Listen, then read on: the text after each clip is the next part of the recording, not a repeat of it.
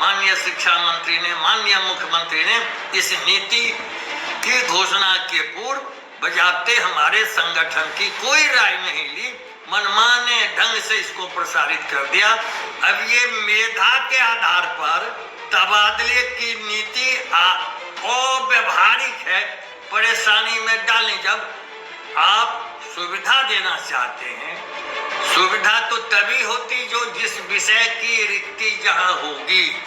आपने 3 विकल्प की जगह 10 विकल्प दिया है।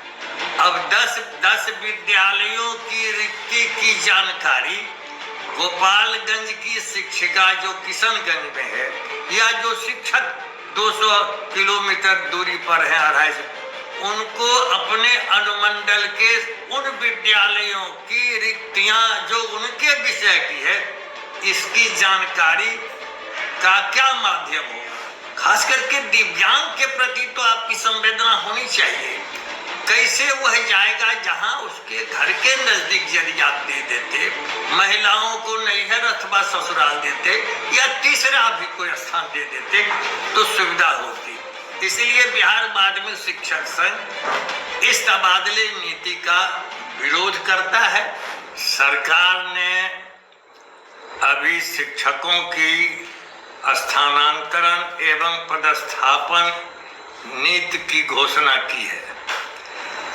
अभी पूर्णतः उसका अध्ययन मैंने नहीं किया है, लेकिन जहां तक उनकी प्रेस विज्ञप्ति मेरे सामने आई है, यह पदस्थापन एवं स्थानांतरण परेशानी में डालने वाली नीति है। जो महिला है या दिव्यांग है या पति पत्नी का जहां मामला है, वह तो ऐच्छिक तबादला अपने गृह प्रखंड में, ससुराल में या नैहर में उनकी इच्छा थी जाने की। अब जो गोपालगंज की बेटी किशनगंज में है, उसको आप कहते हैं कि अनुमंडल ही आपकी इकाई रहेगी। माने पहली इकाई पंचायत नहीं, प्रखंड नहीं, और उनकी इच्छा के मुताबिक नहीं, अनुमंडल इकाई रहेगी। और कहते हैं कि जो भी पदस्थापन होगा वह मेधा के आधार पर होगा।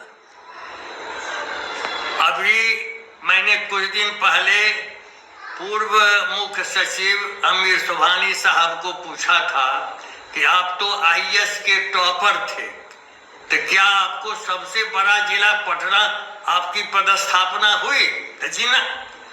अब ये मेधा के आधार पर तबादले की नीति अव्यावहारिक है, परेशानी में डालें। जब आप सुविधा देना चाहते हैं, सुविधा तो तभी होती जो जिस विषय की रिक्ति जहां होगी। हम अपनी इच्छा देंगे। आपने 3 विकल्प की जगह 10 विकल्प दिया है। अब 10 विद्यालयों की रिक्ति की जानकारी गोपालगंज की शिक्षिका जो किशनगंज में है, या जो शिक्षक 200 किलोमीटर दूरी पर है, 250, उनको अपने अनुमंडल के उन विद्यालयों की रिक्तियां जो उनके विषय की है, इसकी जानकारी का क्या माध्यम होगा? नंबर 1। नंबर 2 कि आपने जो तबादले की समिति बनाई है, उसमें आपने प्रशासनिक पदाधिकारी को उसका मुख्य बना दिया, अध्यक्ष बना दिया। उनकी जो प्रशासनिक व्यस्तता रहती है, अब 2025 के विधानसभा चुनाव की तैयारी शुरू हो रही है। अब अक्टूबर में दशहरा के बाद से ही उसकी तैयारी शुरू है। अब उनकी प्रशासनिक जो व्यस्तता है बढ़ जाएगी। तो जब तक स्थापना समिति की बैठक होगी नहीं, तब तो तबादला आप कर ही नहीं सकते हैं। उसके बाद फिर आप कहते हैं कि प्रमंडल के आधार पर कमेटी, प्रमंडल आयुक्त रहेंगे और वहाँ शिक्षा सचिव रहेंगे।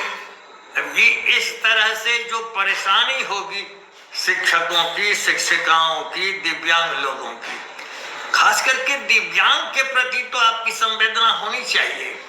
कैसे वह जाएगा जहां उसके घर के नजदीक यदि आप दे देते, महिलाओं को नैहर अथवा ससुराल देते या तीसरा भी कोई स्थान दे देते तो सुविधा होती। इसलिए बिहार माध्यमिक शिक्षक संघ इस तबादले नीति का विरोध करता है और सबसे गहरी आपत्ति हमारी है कि आपने हम स्टेक होल्डर हैं, हम हितबद्ध वर्ग हैं। आप कहते हैं कि हमने सलाह ली, जी नहीं। विभाग के किसी पदाधिकारी ने, माननीय शिक्षा मंत्री ने, माननीय मुख्यमंत्री ने इस नीति की घोषणा के पूर्व बजाते हमारे संगठन की कोई राय नहीं ली।